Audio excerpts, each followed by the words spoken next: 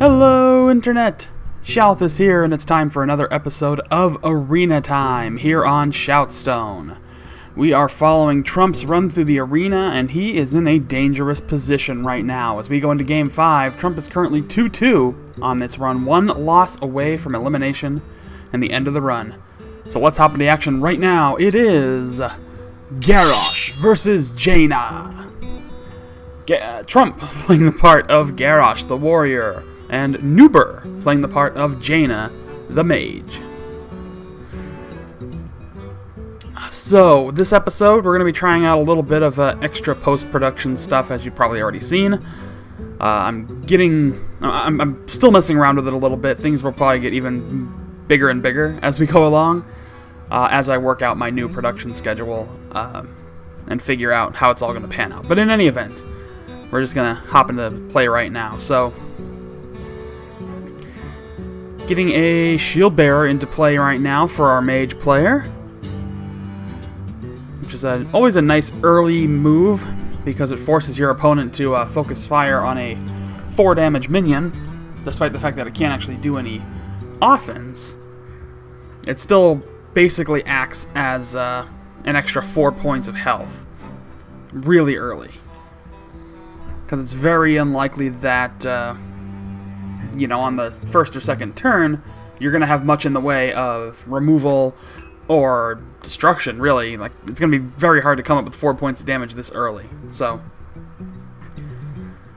acts as a little bit of a misdirect, so you can kind of build up some stuff behind it, generally. Works out nice with decks that can also generate their own mana, like Druid decks, for example. Things like that work out really well. Alright, our mage player coining out a flesh-eating ghoul. Acolyte of Pain coming out for Trump, who was armored up on his previous turn. So he will at least be able to get 2 card draws out of this, possibly, if the mage player decides to take him out in one turn. He could he could attack with the flesh-eating ghoul and Fire Blast. It looks like that's precisely what he's doing. And I think that was a pretty good trade for Trump. He didn't kill anything, but he got 2 card draws out of it, which is pretty potent. Alright, the mage player dropping a double, or just one, mirror image. Wow. Ha, it's one of those days. Dropping a mirror image. So a lot of taunt targets. Corcoran Elite coming out. He will be served to take out the Shield Master, or Shield Bearer, which is going to allow that flesh-eating ghoul to climb ever higher. Getting a little bit more potent every go. And he's certainly in a position where, I wouldn't sacrifice it to take out that minion. Yeah, absolutely. He's going to attack straight in to the hero and place another mirror image. So this is actually a really good play on the part of this mage player. He's basically put 4 targets out there that essentially have to die before that ghoul can. Now keep in mind, the ghoul only has 2 health, so it's not a huge deal, and of course, any spell effects would be able to be useful to take it out. But this is going to require some careful play consideration here. I don't know if Trump is essentially happy with this particular deck, or at least this deck's performance as of late. It has not lived up to his usual standards. Well, he's going to play an Arathi Weaponsmith, take out one of those mirror images, and a second, buff up the ghoul even higher. And it is sitting on 6-2. Again, I would not use it to take out any minions at this point. Gonna play the Demolisher. Now, he could... Alright, looks like he's gonna use Fire Blast to take that out. Probably... That's a bad decision there. Could have gotten an extra point of damage on the hero, or an extra swing on the hero, then claim the minion. But, probably not game-changing. If Trump wins this game with 2 HP, then yes it was. But I guess we'll see. In any event, the ghoul is looking bigger and bigger and bigger, and it's getting more and more risky. Trump considering that frothing berserker.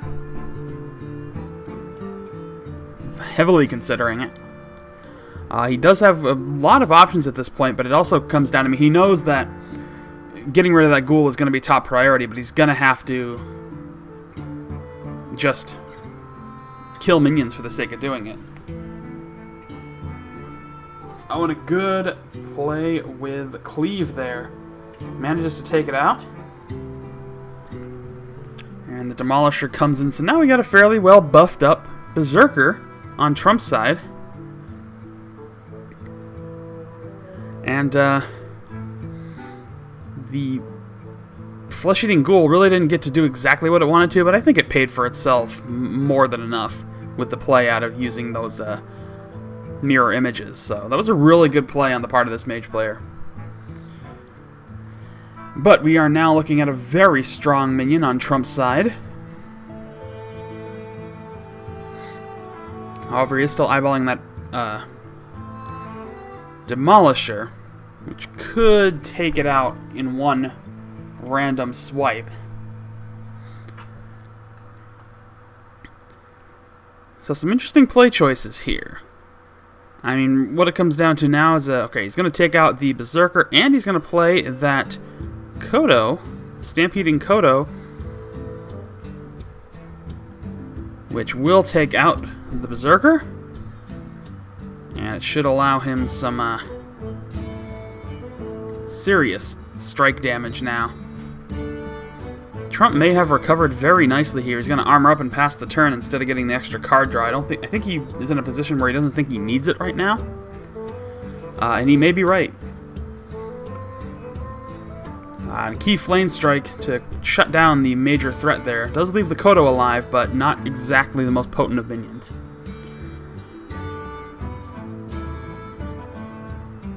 Did he play it at the best time? Potentially.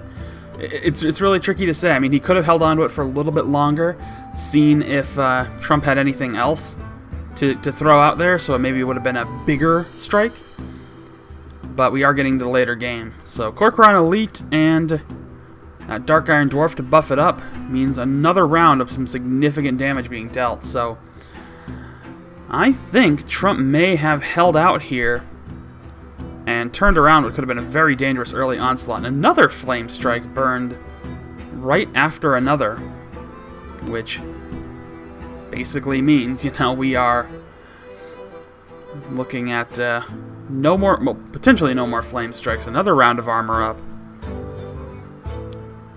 Not playing anything else, not really much else to play, just a handful of spells basically at this point. Here comes Ragnaros, the Fire Lord. That could be very dangerous. But we'll see. He's going to burn one of those slams to get the extra card draw, see what he gets. There's a Cruel Taskmaster. I don't think that's exactly what he wanted, but he's going to use it to buff up his gnome just a wee bit higher. Plays Battle Rage. That's going to give him about 4 cards here. I mean, right now, of course, the focus is to get rid of Ragnaros, or at least get some more targets out there to avoid some of that extra damage. Ragnaros is certainly one of the most powerful legendary cards in the game.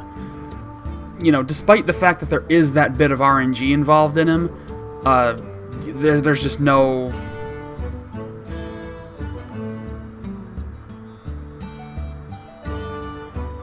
so he's burning both inner... Is he going to burn both inner rages on this? He is, and he's going to use that gnome to take out Ragnaros. And because of commanding Shout, it doesn't hurt it. So that's pretty good. I mean, it can be taken out with a Fire Blast. That's exactly what's going to happen. But that was a very good play to get rid of that threat. Because like I said, Ragnaros can be really destructive. And the secret's going to come into play for our opponent. But now we're getting into some interesting play here. It's still a fairly even game. Trump has a massive card advantage, which is could be game breaking. It could be game winning, you know, just having that extra amount of cards. And he's been doing a really good job of removing some of those more dangerous threats.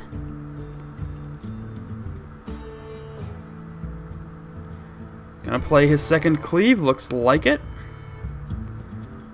And he will take out the Razorfen Hunter. And okay, so we know that the secret right now is not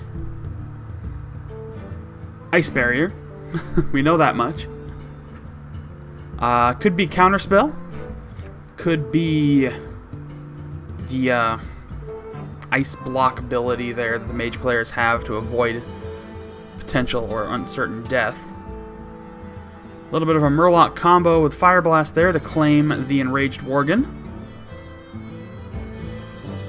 And interesting use of Fireball. Very interesting use of Fireball. Alright, turns passed. Brawl is back in the hand of the Mage player. Or back in the hand of Trump, I should say. Jeez. Alright, so he can safely play minions. He can safely... Alright, he's going to trigger that spell card. It is not Counterspell. I think we are looking at the kind of Ice Block ability that Mage players have. I always forget the name of it when I'm in the middle of casting a game.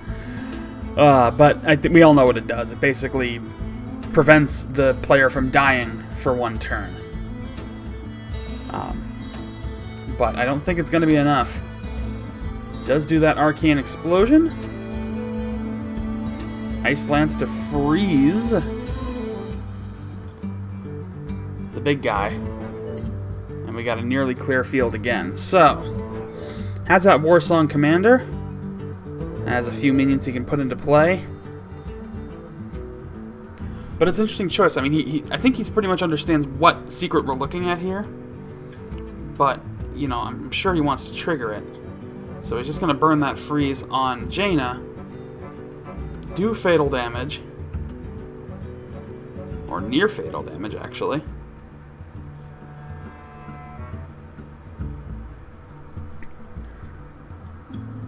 Gets that Fireball spent.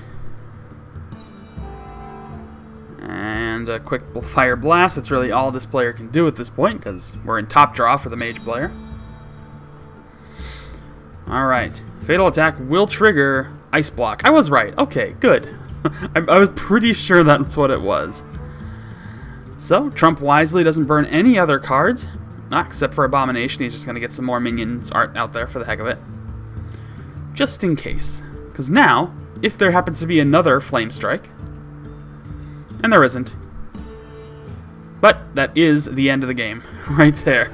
So, unfortunately, the Mage player pretty much knew she was going to die, so decided to go out on her own terms by taking out that Abomination. So really good play there by Trump, made a good early recovery. Things were starting to look like they could have been pretty dangerous early on, but he made some smart plays to shut down the threat, avoid the dangerous situation he was put in early, and came back pretty strong. So there you have it. That's going to do it for today's episode of ShoutStone. I will be back with our next episode tomorrow, so don't forget that. And subscribe so you get daily updates whenever I upload a new video. You can also like the video, leave a comment. I always like to hear feedback on the stuff I do. And find me on Facebook and on Twitter. The links are in the description below. But thank you again for watching, and I will see you folks next time.